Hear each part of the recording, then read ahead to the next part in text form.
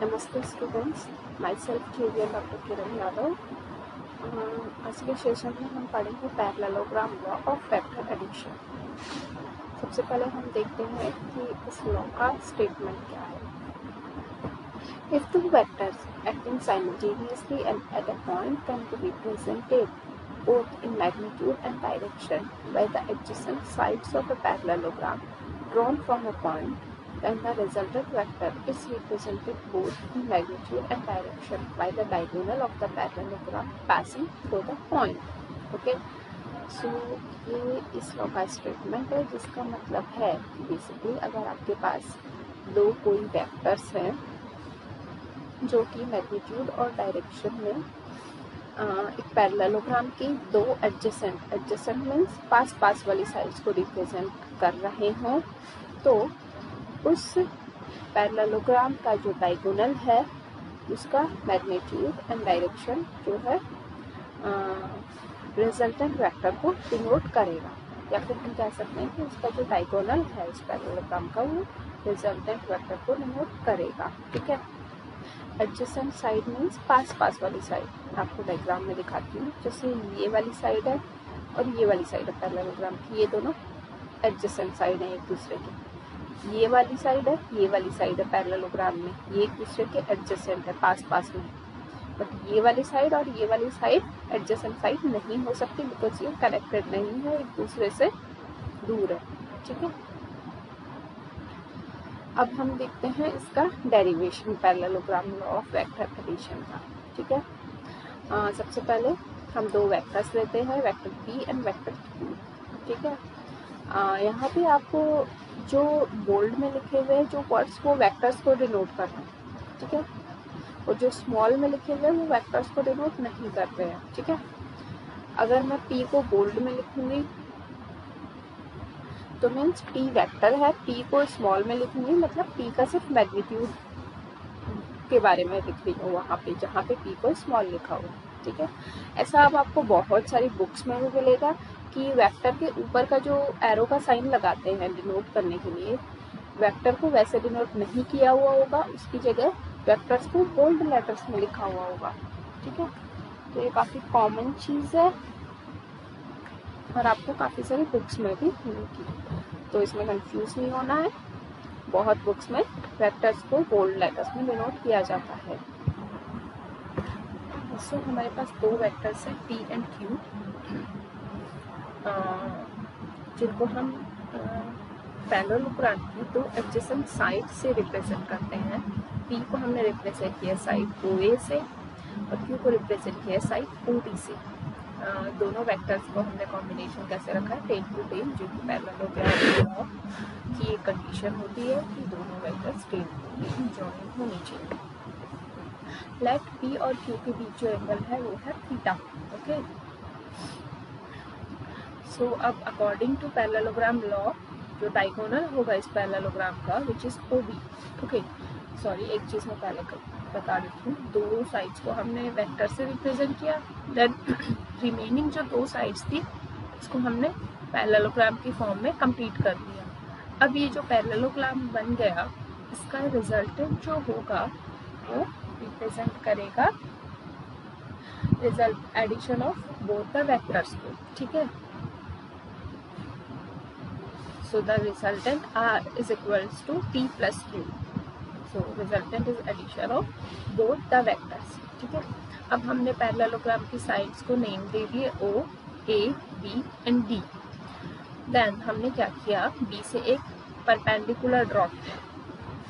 किस पे ड्रॉ किया परपेंडिकुलर, हमने जो OA लाइन थी, O या जो P वेक्टर था उसको आगे एक्सटेंड किया और उस लाइन पे एक परपेंडिकुलर ड्रॉ कर दिया।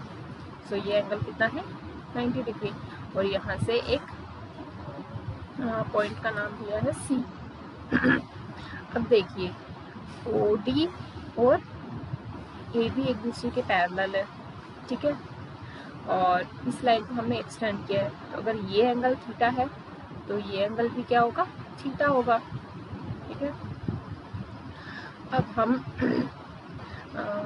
इस पैरेललोग्राम लॉ का डेरिवेशन देखते हैं। सबसे पहले फ्रॉम ट्राइंगल OCB ये ट्राइंगल है।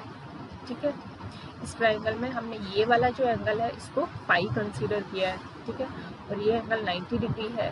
तो हम आराम से पाइथागोरस थ्योरम लगा सकते हैं। ये हमारा बेस हो जाएगा, ये हमारा परपेंडिकुलर हो जाएगा और ये हमारी हाइपोटेनियस हो जाएगी, ठीक है। तो हाइपोटेनियस है OB, so OB square is equals to OC है बेस और BC है हमारा परपेंडिकुलर, तो OC square plus BC square. अब देखिए O2C को हम लिख सकते हैं OA प्लस AC, उसको लिख दिया OA प्लस AC देन उसका होल स्क्वायर, ओके। ये हमारी बन गई इक्वेशन फर्स्ट। अब हम देखते हैं ट्राइंगल ABC में A, B एंड C, ये एंगल थीटा है, तो ये हमारा परपेंडिकुलर हो गया, ये साइड हमारी बेस हो गई और ये साइड हमारी हाइपोटेनियस हो जाएगी। यहाँ से हम कॉस थीटा का फॉर्मूला लेते हैं और उसकी वैल्यू लिखते हैं। कॉस थीटा क्या होता है, बेस अपॉन हाइपोटेनियस, तो कॉस थीटा हो जाएगा AC अपॉन AB, ठीक है, AC अपॉन AB। तो AC की वैल्यू आ जाएगी AB कॉस थीटा, ठीक है। अब AB जो है वो मैग्नीट्यूड में किसके इक्वल है, Q के इक्वल है मैग्नीट्यूड में, ठीक है। तो OD AB तो AC equal to AB cos theta, उसको हम OD कॉस थीटा भी लिख सकते हैं बिकॉज वो AB और OD इक्वल है। OD को हम लिख सकते हैं Q, तो AC की वैल्यू आ गई Q कॉस थीटा, ठीक है। अब हम अगेन इसी ट्राइंगल से साइन थीटा की वैल्यू देखते हैं। बच्चों यहाँ पे कॉस थीटा नहीं साइन थीटा आएगा, ये मिसप्रिंट है, ठीक है। साइन थीटा की वैल्यू होती है परपेंडिकुलर और हाइपोटेनियस, तो इस ट्राइंगल में परपेंडिकुलर है BC और हाइपोटेनियस है AB, ठीक है। तो cos theta equal to BC upon AB, तो BC की वैल्यू क्या हो गई AB साइन थीटा, ठीक है। अब अगेन जैसा मैंने पहले बताया था AB किसके इक्वल है OD के, और OD की वैल्यू क्या है Q, तो AB की जगह OD रख दिया, देन OD की जगह Q रख दिया, तो BC की वैल्यू आ गई Q साइन थीटा। यहाँ पे ध्यान रखिएगा, यहाँ पे साइन थीटा है, ओके। हमने ये दो वैल्यूज निकाल ली, AC की और BC की। अब इन वैल्यूज को इक्वेशन फर्स्ट में रख देते हैं। इक्वेशन फर्स्ट में यहाँ पे AC है और यहाँ पे BC है, तो हम ये दोनों वैल्यूज पुट कर देते हैं। AC की जगह Q cos theta and BC की जगह Q साइन थीटा। अब स्क्वायर्स को सॉल्व करिए। P plus Q cos theta का होल स्क्वायर है, उसको हम ओपन करेंगे, तो P square plus 2PQ cos theta plus Q square cos square theta बन जाएगा, प्लस ये एक ही टर्म है तो इसका Q square sine square theta बन जाएगा। इन दोनों टर्म्स में से Q स्क्वायर कॉमन ले लेंगे, तो ब्रैकेट में बचेगा sine square theta plus cos square theta जो कि 1 होता है, तो यहाँ पे सिर्फ Q स्क्वायर बच जाएगा, बाकी दोनों टर्म्स एज इट इज रहेंगी, ठीक है। तो हमारा AC क्या आ जाएगा, AC नहीं सॉरी OB स्क्वायर है। OB क्या है, डायग्राम से देखिए, यहाँ पे OB था ना, OB क्या है रिजल्टेंट, तो OB को यहाँ पे R से डिनोट कर दिया गया है, तो R equals to square root of P square plus 2PQ cos theta plus Q square, ठीक है। तो ये जो रिजल्टेंट वेक्टर है उसका मैग्नीट्यूड आ गया है, ठीक है।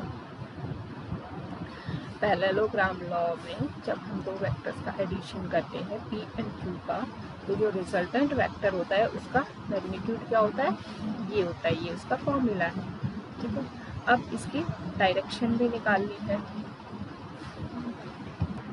और इसकी डायरेक्शन मैं बताऊंगी आपको नेक्स्ट सेशन में। इस सेशन के लिए इतना ही। कहीं भी कोई स्टेप समझ नहीं आया हो डेरिवेशन में, अब कमेंट में मेंशन कीजिएगा, मैं वहाँ अप्लाई कर दूँगी, ओके। Thank you students.